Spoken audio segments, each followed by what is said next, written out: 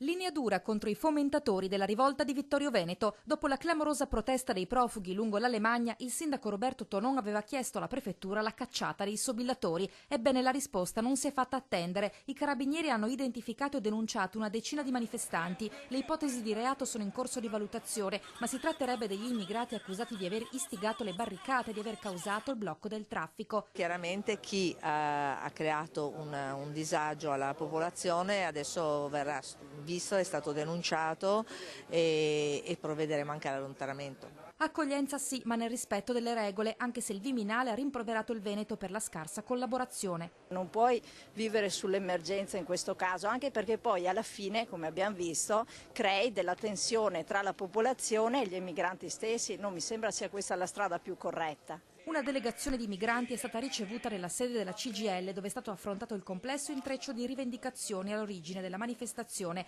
lamentele per la qualità dell'ospitalità, come sottolinea questo 32enne del Mali: quando uno si ammala deve comprarsi le medicine.